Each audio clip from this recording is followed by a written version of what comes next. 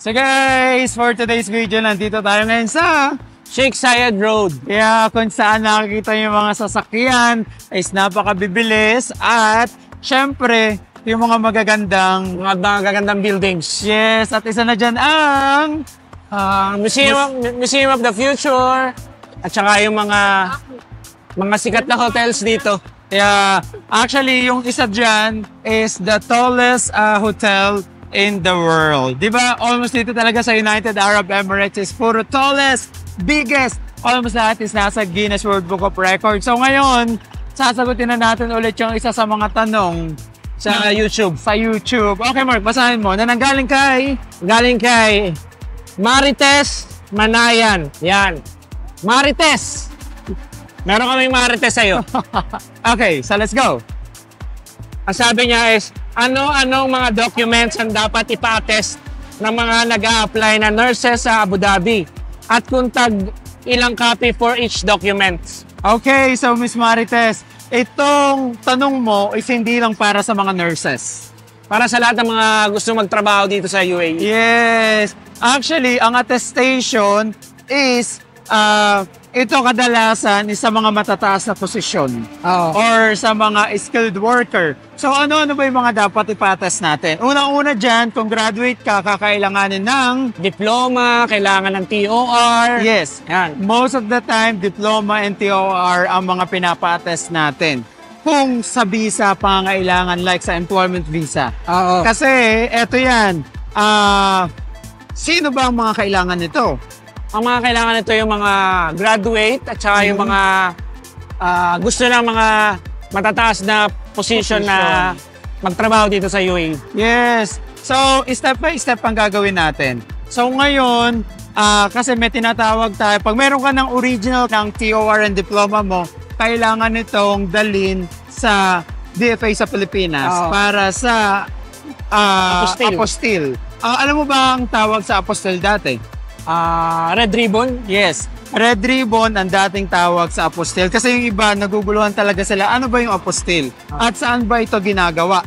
Siguro kaya binago kasi dati red ribbon, pero syempre cake to eh. It's a joke! Okay. Okay. So ngayon, pag na-apostille na yung documents mo, ginagawa siya sa Pilipinas.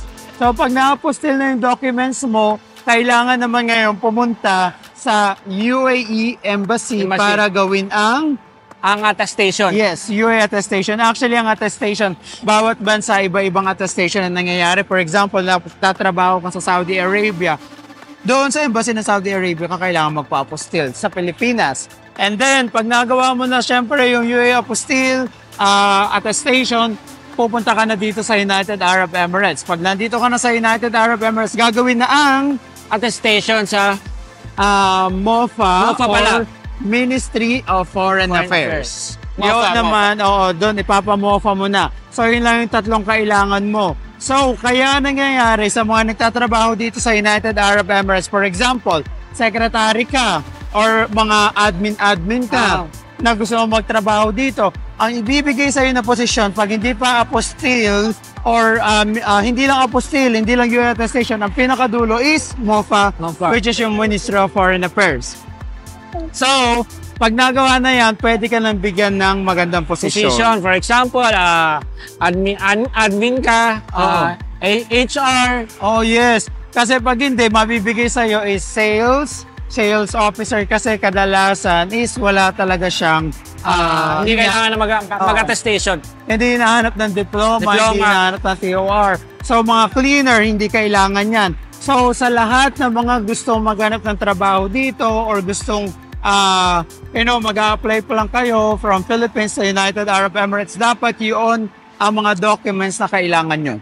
Importante lalo na yung diploma at saka yung TOR nyo. Yeah. Tsaka kung ano pa yung merong attest. Pero meron ako na sa dati. Yung paggawa ng dito? Like, birth certificate? Yeah. Like sa family visa naman yun. So for example, meron kang asawa dito na gustong kuhanin yung asawa mo sa Pilipinas or mga anak, kailangan birth certificate and marriage certificate is also attested and naka-MOFA siya. So, para pag meron ka nun, ma-approve agad yung mga visa.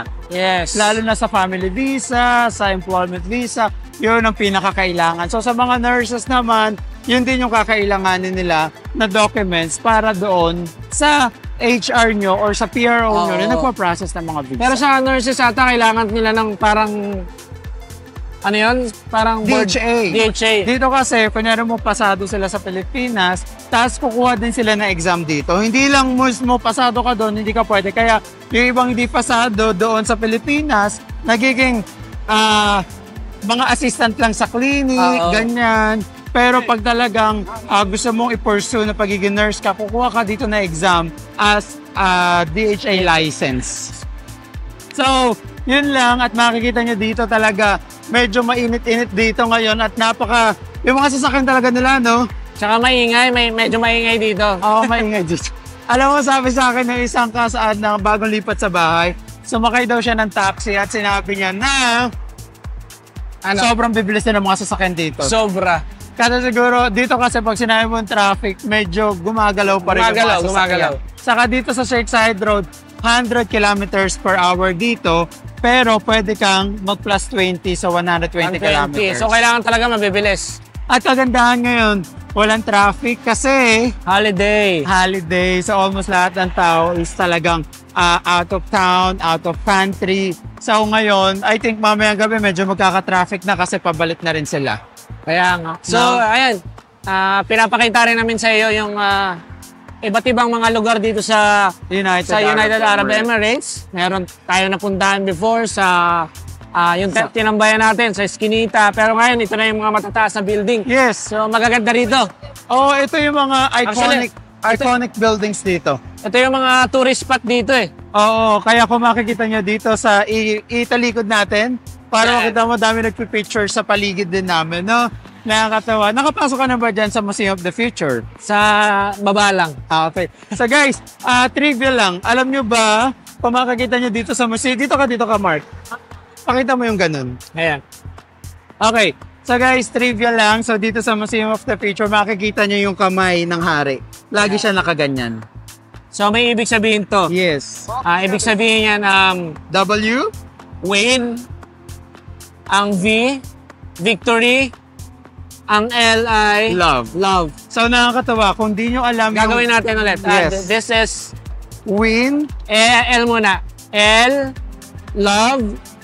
V, victory. And W is win. So yun yung ibig sabihin dito. Kaya pag yung makita yung mga Emirati, pagkakaway sila, ganyan.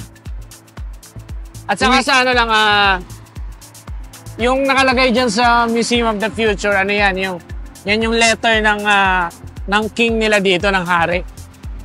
Sa dati basahin natin. Ha? Hindi natin masyadong mabuwas. Pag nabasahin na yon, so may meaning yung ibig sabihin niya. Pas makita nyo din yung metro dito. So talaga yung metro, maganda yung train dito sa United Arab Emirates, no? So nakakatawa at isa na naman lugar na napakita namin sa inyo habang pinag-uusapan yung mga comment na nasa YouTube. Yes.